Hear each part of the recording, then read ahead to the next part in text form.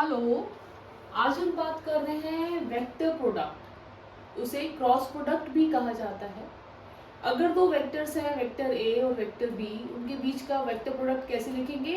ए cross vector B, और जो result आएगा वो आता है magnitude of A, magnitude of B, sine of small angle between them and unit vector N.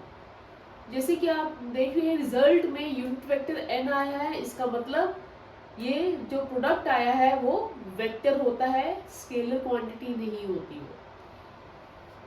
अब थीटा, मैं दोबारा एम्फेसाइज कर रही हूँ, थीटा कौन सा एंगल है? ए और बी के बीच में जो स्मॉलर एंगल है, दैट मीन्स ए और वेक्टर बी, इनके बीच में हमने ये बड़ा वाला एंगल नहीं, स्मॉलर एंगल थीटा लेना है। अब यूनिट वेक्टर एन की डायरेक्शन क्या होती है? Unit vector N is perpendicular to both vector A as well as vector B. This is representing some unit vector N. ठीक है, अब परपेंडिकुलर तो है, पर इसकी डायरेक्शन कैसे मिलती है? डायरेक्शन मिलती है by right hand screw rule या राइट हैंड थंब रूल से। अब लेट्स अंडरस्टैंड ये रूल कैसे अप्लाई किए जाते हैं। बेटा इसको समझना जरूरी है, क्योंकि आगे 12th में भी ये डायरेक्शंस फाइंड आउट करने में काम आते हैं ये वाले रूल्स। तो पहले तो हम अप्लाई कर रहे हैं right hand screw rule, which means कि अगर सपोज हमारे राइट हैंड में एक स्क्रू है और हम उसको रोटेट करेंगे, ए क्रॉस बी करना है, तो A to B in which direction it will move. ध्यान रखना हम रोटेट कैसे कर रहे हैं? रोटेट कर रहे हैं through smaller angle theta. That means इस तरह से अगर हम स्क्रू को रोटेट करेंगे ए टू बी, तो स्क्रू किस डायरेक्शन मूव करेगा, इनवर्ड या आउटवर्ड? यू कैन सी कि स्क्रू जो है वो खुलेगा। Suppose this is the screw in my hand, तो अगर मैं इसको ए टू बी रोटेट करूंगी तो नेचुरली वो बाहर की तरफ आएगा या आउटवर्ड डायरेक्शन में पॉइंट आउट करेगा। That will be unit vector N in outward direction perpendicular to both A and B. पर अगर इससे उलट होता, बी क्रॉस ए होता, तो let's find out. B cross A में हम क्या करते हैं? राइट हैंड स्क्रू रूल में राइट हैंड में स्क्रू पकड़ते और बी टू ए उसको रोटेट करते। बी टू ए रोटेट करना है through this smaller angle theta. Theta से रोटेट करना है बी टू ए, तो क्या होता? ये अंदर की तरफ जाता, राइट, इनवर्ड हो जाता। फिर यूनिट वेक्टर एन हम कैसे ड्रॉ करते? डाउनवर्ड ड्रॉ करते और नेगेटिव डायरेक्शन में आ जाता। इस तरह से वो डाउनवर्ड डायरेक्शन में जाता और ये यूनिट वेक्टर माइनस एन हो जाता। ठीक है, उसी तरह से अगर मुझे right hand thumb rule apply करके इसकी फाइंड आउट करनी है डायरेक्शन, अगेन क्या होगा? राइट हैंड अपना लेंगे और we have to rotate the fingers of this hand from A to B through smaller angle theta. ठीक है, so A to B, A to B, A to B, A to B, so unit vector n will be in outward direction, A to B outward direction. पर अगर B to ए होता, B cross A होता, तो क्या होता? B to ए, तो हम ऐसे कर्ल करते फिंगर्स को, बी टू ए, तब थंब की डायरेक्शन इनवर्ड हो जाती, मतलब माइनस यूनिट वेक्टर एन हो जाता। ऑलराइट, स्टिल अगर इसमें कोई डाउट हुआ तो आप मुझे कमेंट में लिख कर दे सकते हैं। I will definitely try to answer your question. अब अगर मुझे एक वेक्टर का उसी के वेक्टर से क्रॉस करना है, आई क्रॉस आई करना है, तो क्या होगा? तो फिर यूनिट वेक्टर आई मैग्नीट्यूड तो 1 आ जाता, पर sine of angle between them, same angle के बीच, सेम वेक्टर के बीच में एंगल क्या हो जाता? थीटा 0, तो साइन 0 क्या हो जाता? 0। तो आई क्रॉस आई कर लो, जे क्रॉस जे कर लो, के क्रॉस के कर लो, आंसर क्या आएगा? 0 वेक्टर।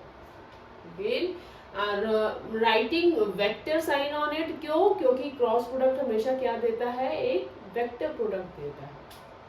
पर अगर मैं आई क्रॉस जे करना चाहूँ, आई क्रॉस जे, ठीक है ना, इस तरह से जाएगा, तो आई क्रॉस जे अगेन यही वाली सिचुएशन है। It will be giving you a perpendicular to both of them, that is unit vector के वो देगा। ठीक है, और आई क्रॉस जे करेंगे, यूनिट वेक्टर के की डायरेक्शन क्या है, plus positive x axis, positive Z axis, ठीक है।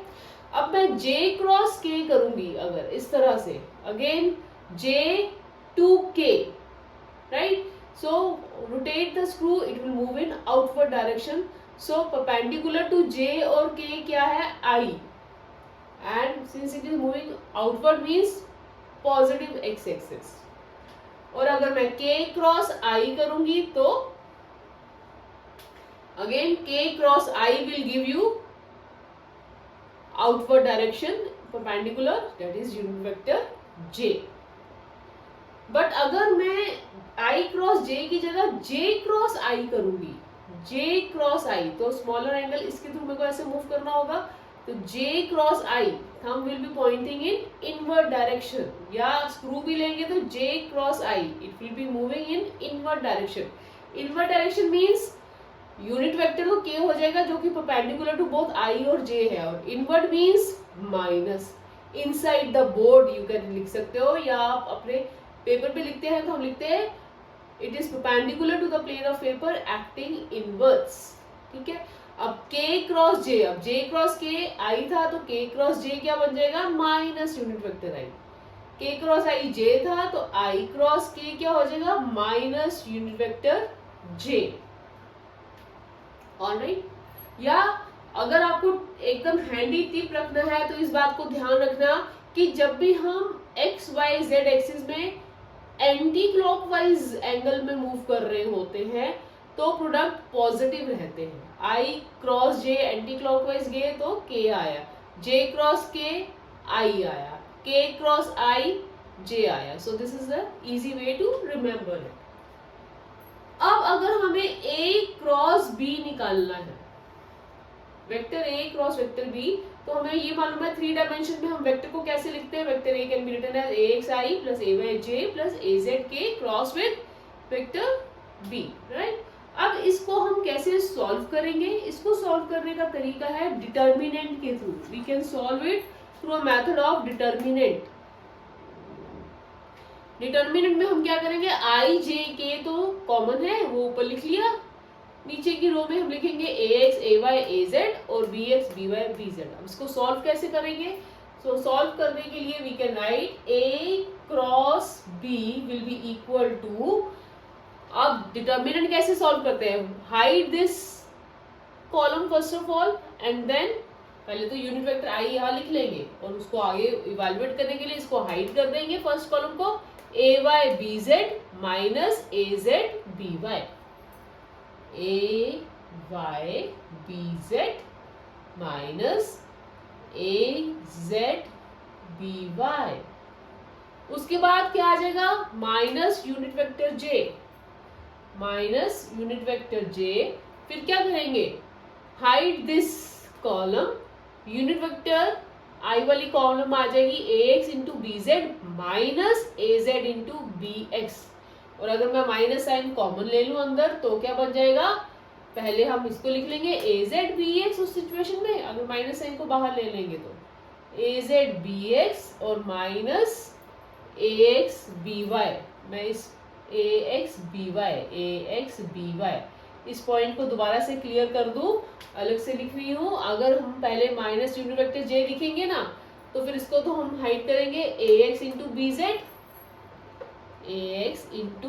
BZ and then minus of AZ into BX, minus of AZ into BX, और मैंने क्या किया, ये माइनस साइन कॉमन ले लिया तो AZ BX पॉजिटिव हो गया और माइनस ऑफ AX BZ आएगा, minus of AX BZ, alright, okay. और फिर last column plus unit vector K times, इसको हाइड करेंगे अब AX BY minus of AY BX, minus of AY BX. So this would be the result of this 3-dimensional product. And then we'll have discussed the properties of the vector product. सबसे पहली property तो हमें मालूम हो गई कि it does not obey commutative law. Commutative law नहीं ओबे करता, जिसकी वजह से हम ये लिख सकते हैं कि A cross B is not equal to B cross A, या ये हम कह सकते हैं कि A cross B is equal to minus of B cross A। That is quite evident, यहीं से पता लग रहा है I क्रॉस J K था तो J क्रॉस I क्या हो गया, माइनस ऑफ K हो गया। ठीक है, देन दूसरी प्रॉपर्टी हमें क्या पता लग गई कि अगर एक वेक्टर का उसी के साथ हम क्रॉस प्रोडक्ट करेंगे तो आंसर क्या आ जाएगा, नल वेक्टर, जीरो वेक्टर आ जाएगा। ठीक है, देन वी कैन राइट कि जो क्रॉस प्रोडक्ट है वो डिस्ट्रीब्यूटिव लॉ को ओबे करता है, इट ओबेज डिस्ट्रीब्यूटिव लॉ। वो क्या है, इसका मतलब है कि अगर मैं A cross B plus C करूंगी तो this will be same as A cross B plus A cross C। This is the distributive law. बेटा इसके आगे का हम कंटिन्यू करेंगे नेक्स्ट वीडियो में। हाँ, और जो डॉट प्रोडक्ट के कंसर्न में वीडियोस बनाए हैं उसका लिंक मैं डिस्क्रिप्शन में शेयर कर दूंगी, तो वो आप जरूर देख लीजिएगा ताकि आपके डॉट और क्रॉस प्रोडक्ट्स को लेके जो कॉन्सेप्ट्स हैं वो क्लियर हो जाए।